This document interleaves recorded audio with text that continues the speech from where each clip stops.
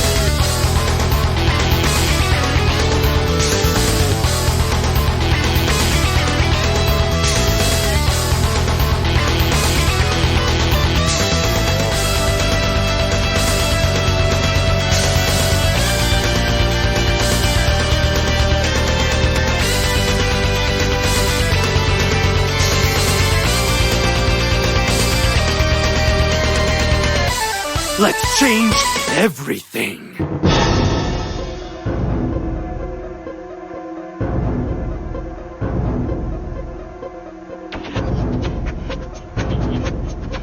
X1 Alpha, Code 3. Proceed to the observatory. Officers are down. Hostile air and armor units confirmed. Be advised. Civilians are caught in the crossfire and the situation is rated X. That's why we need you, darling. Your target is one Miles Mysterio. He's converted the park telescope into a plasma cannon. Gets his kicks bringing down commercial aircraft. Bag 2 this morning. The department wants this assassin taken out. That's a code 7X. No assistance needed. He's all yours.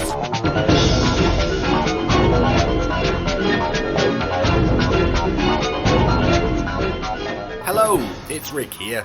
I wanted to talk today about Future Cop LAPD.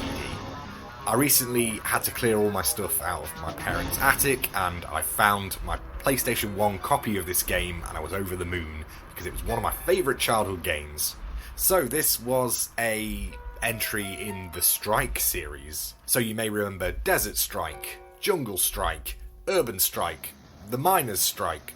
Okay, maybe not that last one, but I think they had kind of exhausted everything you could do in an attack helicopter in those games. So this marked a departure from that, and it was originally titled Future Strike. The difference between this and other Strike titles was that instead of piloting an attack helicopter, you got to pilot a mech. And not just a mech that could transform into a motorbike.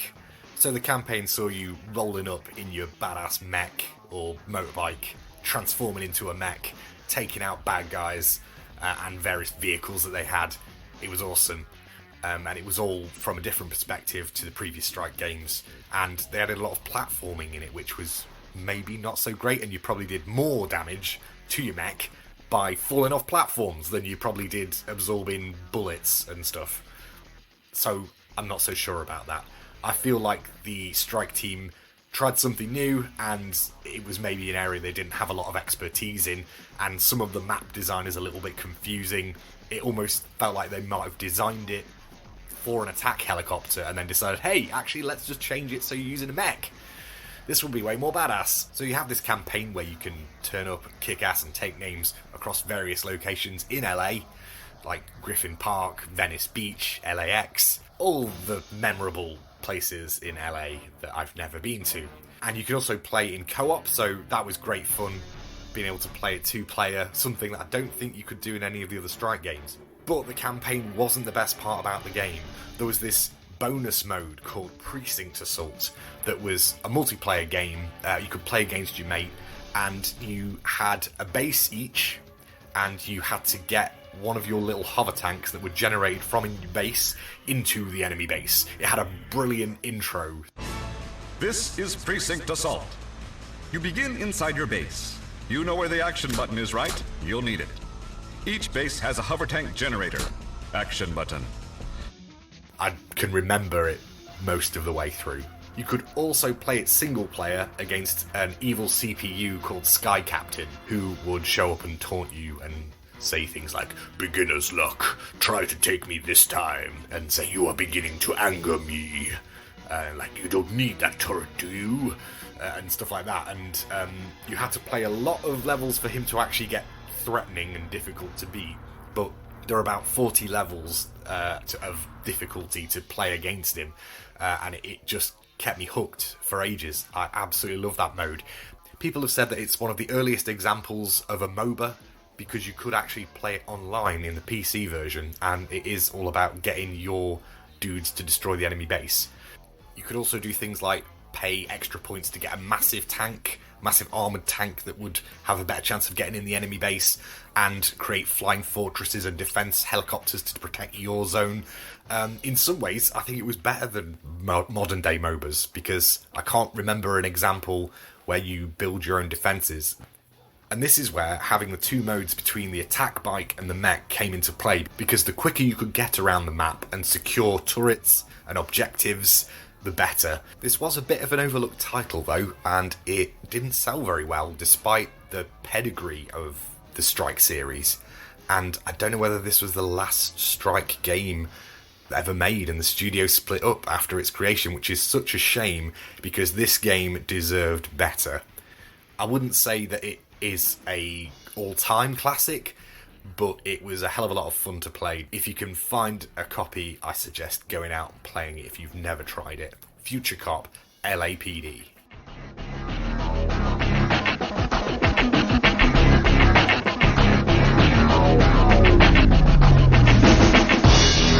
I rather like this.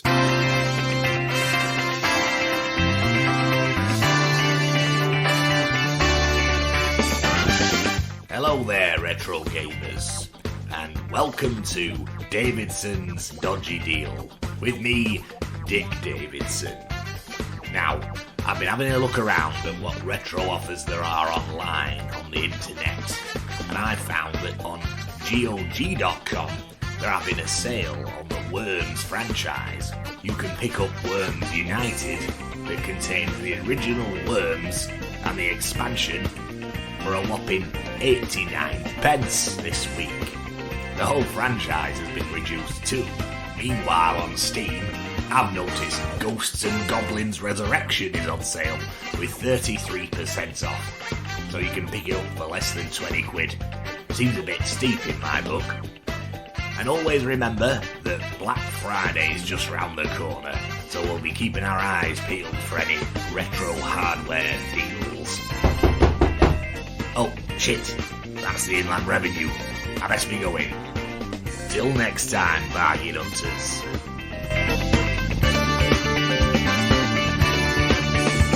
This is too much!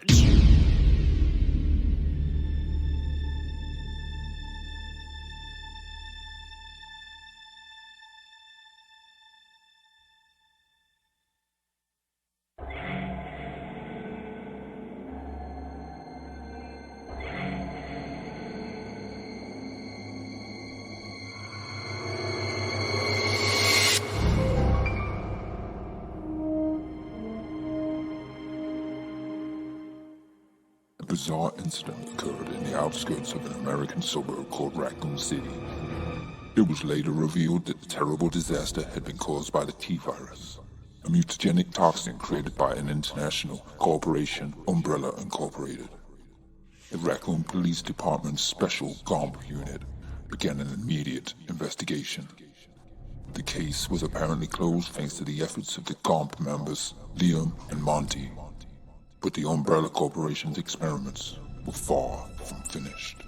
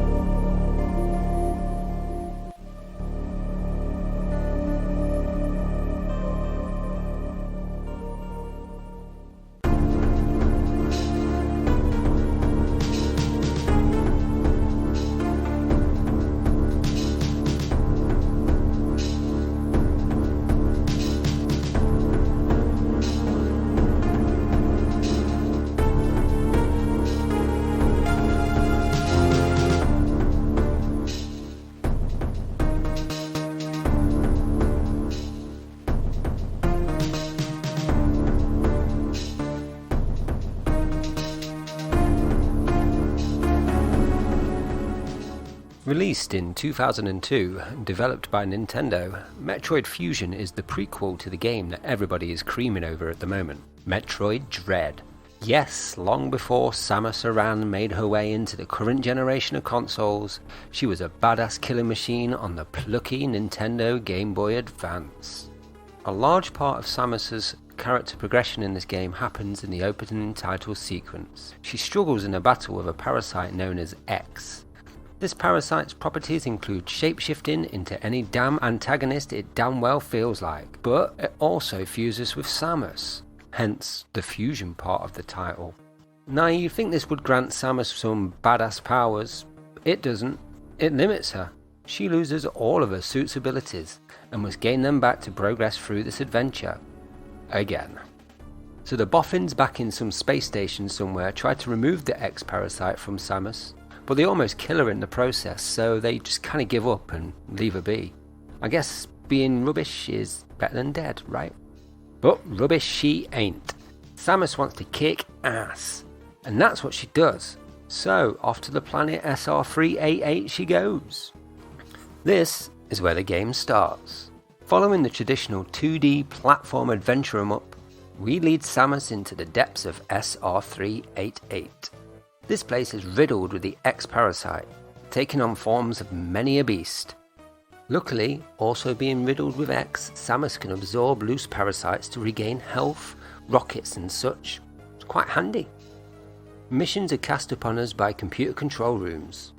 The computer wants assistance eradicating this parasite from its labyrinth network, and Samus is conveniently the right person to do it. A relationship of convenience indeed. As the story progresses in an obvious split-level fashion, the linearity becomes evident. Defeat boss here to unlock elevator here to reach the next portion of SR388. You must obviously clear each section to complete your mission. Simple. Until SAX turns up. A Parasite X that's taken on the form of Samus. But Samus at full fucking power. Shit. You can't possibly face this bitch in your limited state. Luckily, you slowly gain your abilities back with every boss battle. A la Metroid, I guess. Gameplay-wise, this game is a pure pleasure to play. From the off, Samus feels fluid, fast and free. You really feel powerful as you leg it through the tunnels, blasting the shit out of everything in your way. The controls on my Game Boy Advance SP felt tight and precise, despite the hand cramps I got after a couple of hefty sessions. Well, it's not really the game's fault I have long spider fingers, is it? It all works and it all works well. Also graphically impressive considering the Game Boy Advance's shitty screen. Everything is bright and clear. You can make out Samus and her enemies clearly, and the backgrounds, well, whilst lacking a little, keep in tone with the Metroid series, dark and moody. The soundtrack is okay, I guess. It serves purpose but struggles to remain rememberable. It does its job. Let's take a little listen.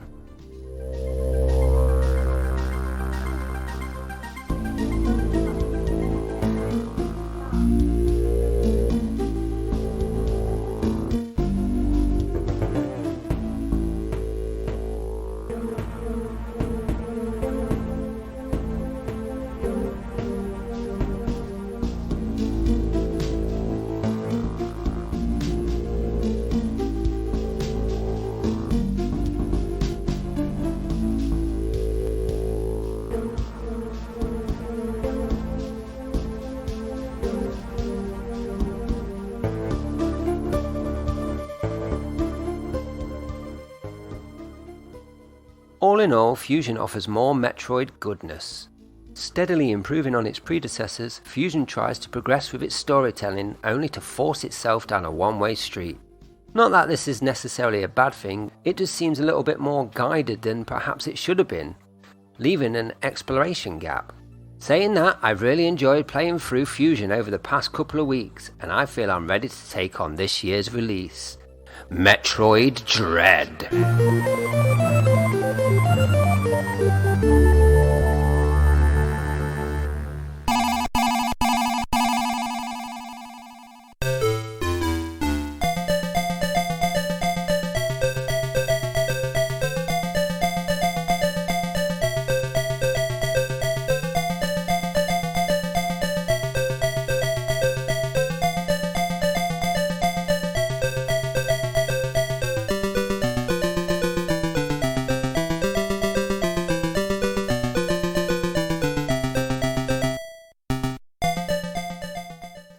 Hi guys, this is Liam. Today I'm going to talk to you about my all-time favourite game, the first computer game I ever played, the first computer game that got me hooked onto games, Wonder Boy in the arcade.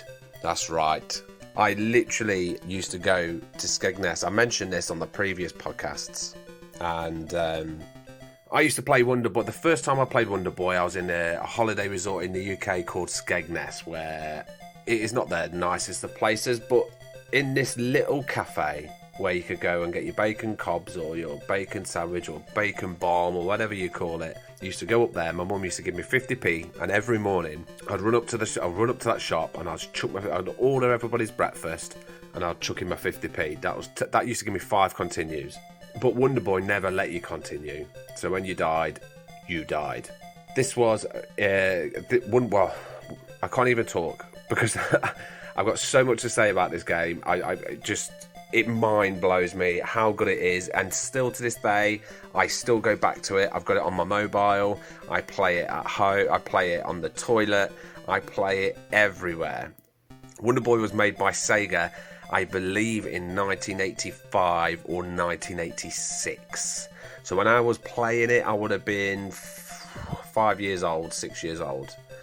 So to me, it was one of the coolest things ever. I mean, I did walk past and see Space Invaders and stuff like that, but you never saw colour, you never saw a character with a lot of character.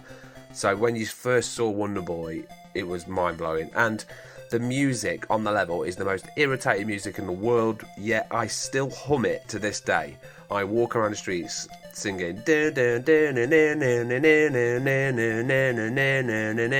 I literally do that all the time. I even wake up some mornings still humming that tune because this game had such an impact on me. I loved it.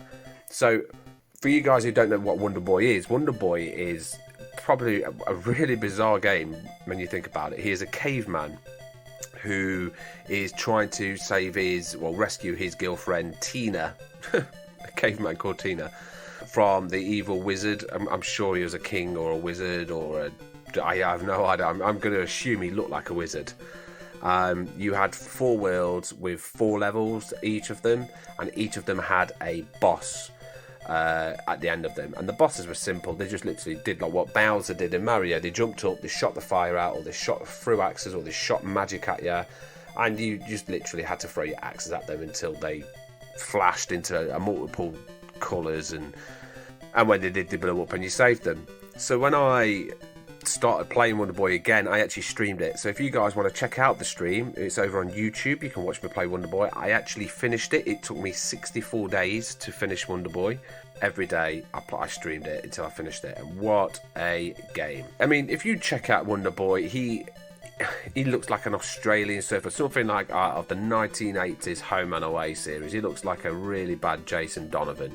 And if you look at Tina, she's got bright green hair, who looks like out of an anime. But again, you wouldn't have had this bright blue hair in the anime era. It was all new. I mean, I'm pretty sure some of this actually lifted up some of the games and boosted some of the games. Like, people must have copied this. I mean, I'm not sure what game it is. I mean, please comment below. But there was an issue with Wonder Boy and another game where it was so similar.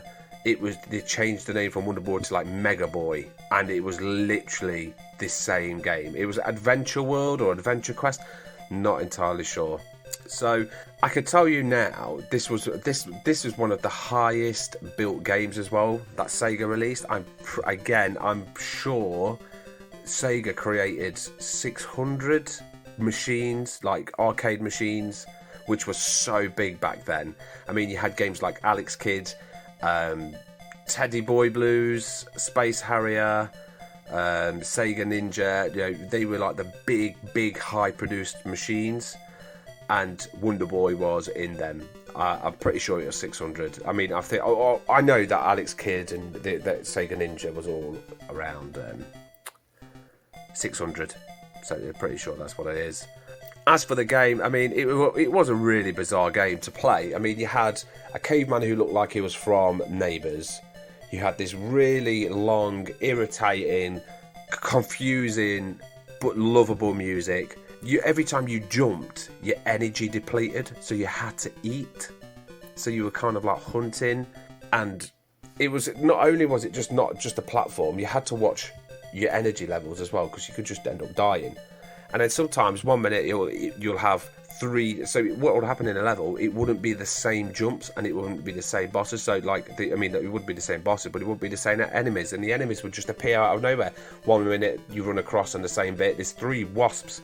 The next bit is 2. The next bit is 4. It was so random, and you could never.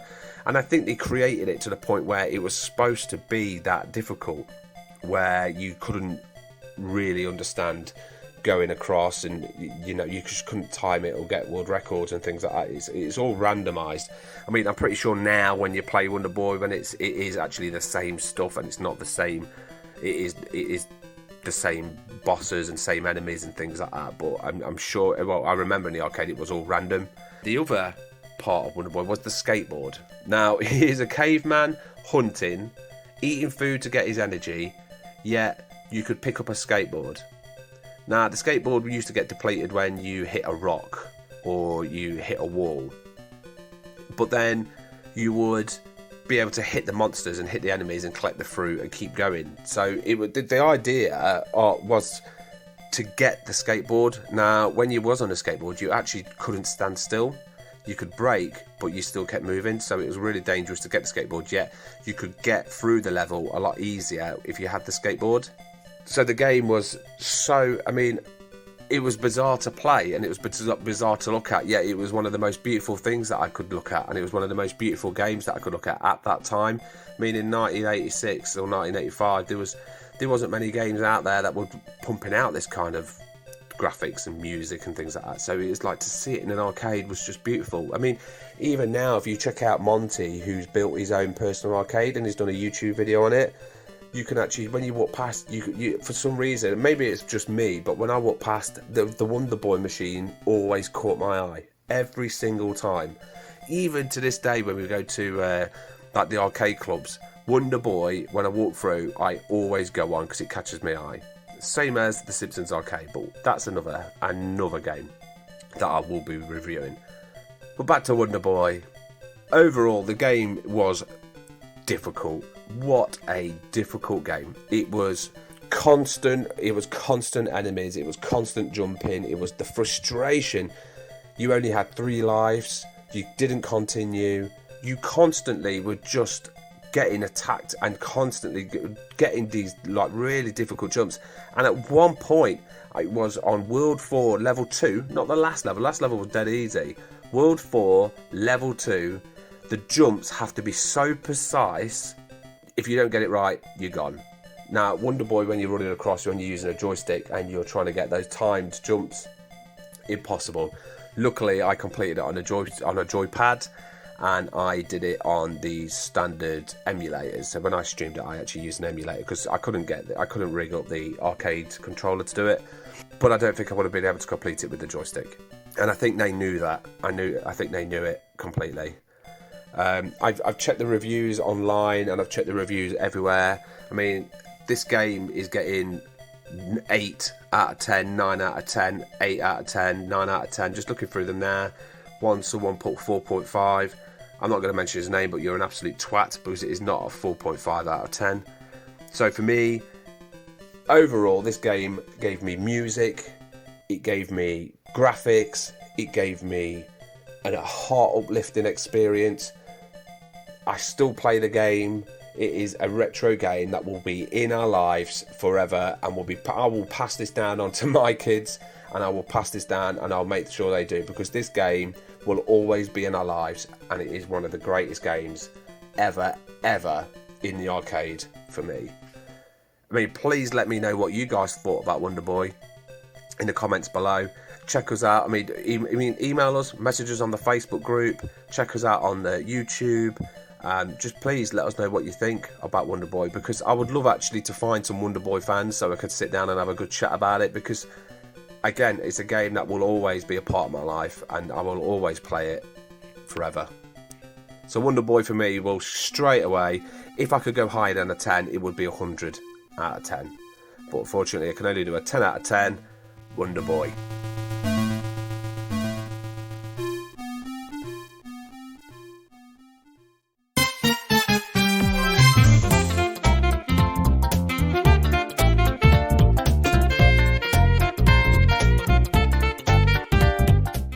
Well, thanks for listening. If you like this episode, then click subscribe in your favourite podcast app. You can also get this podcast on Spotify, iTunes, YouTube, and many other podcast app aggregators. If you like to watch video game streams, especially retro ones, why don't you check out Liam on Twitch? He is the Gaming Numpty. Rick is Ostentatious, and I myself, Dean, am Super Battle Pug. If you'd like to join in with the show or just have a chat with us, you can get us on the Facebook group Gamer Man Retro Gaming Podcast. If you'd like to support the show, you can tip us a coffee over at Ko-fi, or even just perhaps tell someone else about this show and get our listening figures up, because that really does help. All links and information you can find in the show notes. And please don't be afraid to come and talk to us. We're very approachable. Well, most of us are. Anyway, I hope you enjoyed this episode, and I shall see you next time. Tatty bye. Love you.